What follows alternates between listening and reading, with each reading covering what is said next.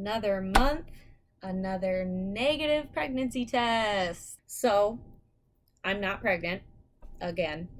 I haven't started bleeding yet, but I'm having all the symptoms that I usually have and checking my cervix. It's hard, and yeah, I don't know. I am dead inside. I've taken several tests, they're all negative. I am 9 days past ovulation, already having period symptoms. I had spotting yesterday, um, like very, very, very light spotting. But I've learned not to get my hopes up because of that, because implantation bleeding is actually pretty rare, and it has started happening me for the past 3 months, where I start getting cramps and nausea and spotting right around the same time. It's happening a little bit sooner this month though, so that's the real low blow for me, is that I seem to have maybe a short LH phase, which means that your body has a very short window of time before your period to make enough progesterone to make you fertile enough for the egg to implant. My basal body temperature is still a little bit high. It hasn't dropped down yet, but usually it drops down the day before my period starts. So there is a very, very, very slim chance that I am pregnant. There's a very high probability that my period will be starting tomorrow or the next day.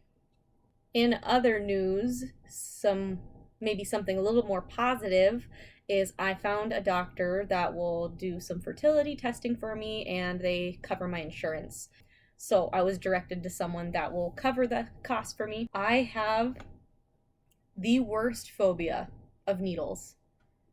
I mean, I can't even get my flu shot, because every time I think I should probably get my flu shot, I get like PTSD and I get sweaty, and I just don't want to put the nurses through it, because when I go to the emergency room and they draw blood, I'm the worst patient in the world.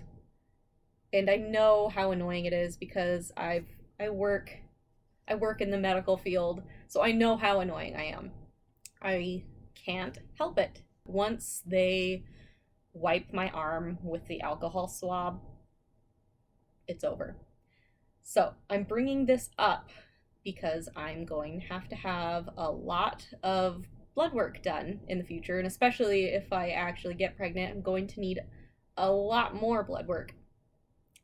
And I want this so bad that I am okay with getting poked with a needle. I'm sure I'm not going to be like well behaved and calm, but I'm willing to put myself through that if it means getting some answers. Some other news from last time: my partner took the sperm check fertility test that we ordered online through Amazon. There was a very, very faint positive. So that means no matter how faint the line is, according to online, it means that it's a positive for at least 20 million per whatever, which means he shouldn't be infertile. It does not test to see if the motility is good or if there are other issues. So if I come back completely normal, then most likely he's going to have to go in and maybe get some further evaluation as well. So yeah, I haven't posted in a while because I've just been crazy busy, and work makes me extremely, extremely tired. I don't really like my job. I mean, I like my job. I don't particularly like all my coworkers. And by that, I mean I really, really, really dislike one of my coworkers. She makes my life a living hell. I haven't shared this yet, but I actually have a neurological disorder, a form of muscular dystrophy called CMT disease. I was diagnosed when I was 14. It's one of the most common forms of muscular dystrophy in the world. I think 1 in 3,000 people has it. There's several different kinds. I'm actually pretty fortunate. My symptoms aren't that bad. I did develop hip dysplasia as a child because of it, and it took a really long time for me to fight and get a diagnosis and then finally get surgery to correct it. I've had several major surgeries, I think 9 in total, just reconstructing my legs. They took my femur, they cut that in half and they straightened it. Then they did the same for my tibia, which is below your knee. The surgery they did for that was called a bilateral knee release. Up north, for my pelvis, the socket had been malformed because I had had hip dysplasia, and while I was growing, it kind of made it a little bit funky. So if this was my pelvis and this was my femoral head, they had to go in and cut a better socket for it and then put a plate on it so that it would fit again. So, reason I'm sharing this bit of personal information is because someone had made a comment to me recently, because I work in veterinary medicine. Before breeding a dog, they have to go through vigorous testing, or at least it's recommended to do vigorous testing, make sure they don't have hip dysplasia or genetic illness. Because if a dog does, it's not recommended to breed that dog. So a coworker of mine had made a glib comment that if I was a dog, I wouldn't be allowed to breed. And I'm just here to explain kind of why that comment is wrong. If you know someone that has an invisible illness or genetic illness, it's not anyone's place to tell them to not have children. It's also, like, if that person does not want to have children, it should also be respected. I have thought about it constantly since I was diagnosed. There's a 50% chance that if I had a child, they would have my disease.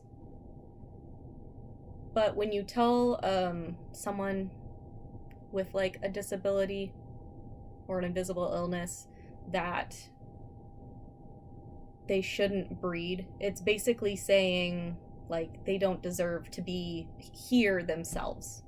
Like it kind of feels like you're telling that person that they should have been like aborted or something. And it was really upsetting to me. I cried after work when that person said it to me. People with disabilities aren't the same as dogs. The reason why we don't recommend breeding a dog that has bad genes or genetic illness is because a dog doesn't have informed consent.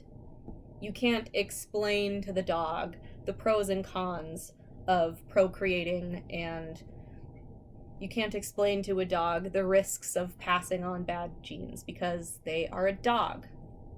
A dog will breed with any dog despite the risks.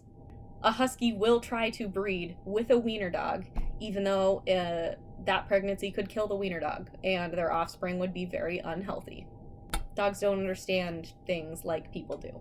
I have to say this at work a lot. Dogs and cats are not people. There's so many things that apply to cats and dogs that don't apply to people, or vice versa. I just wanted to put it out there. If you know someone that has medical issues, please do not say that they shouldn't produce children.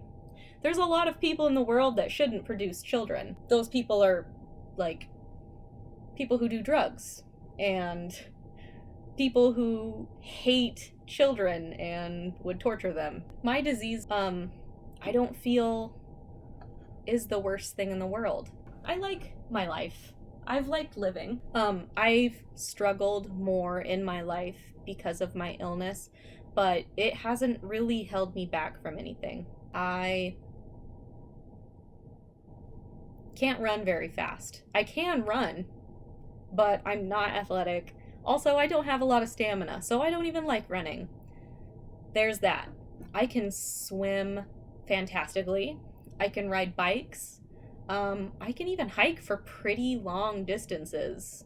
Most people have no idea that I even am disabled or have a disability. The biggest thing that's held me back is if I overexert my muscles, I will get extremely bad spasms and nerve pain. It feels like I'm on fire. But that only happens maybe once a year if I do something really dumb. Really the hardest part about having a disability for me was having hip dysplasia, because I was a very active child. I played soccer. I just had extreme knee and hip pain. But after my diagnosis and after I was given the opportunity to have surgery, I was 13 at the time, and I had told the doctor that I wanted it immediately.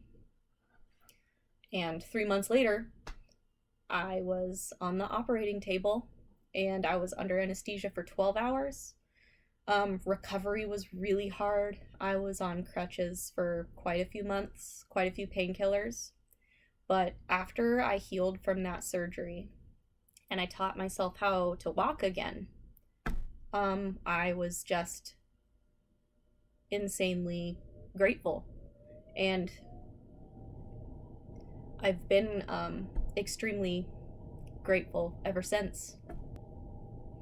If I had the choice again between being born with this disease or not existing at all, I would do it over again, because it was really just a small amount of suffering for a lot of really great things in my life. It's hard for a lot of people to understand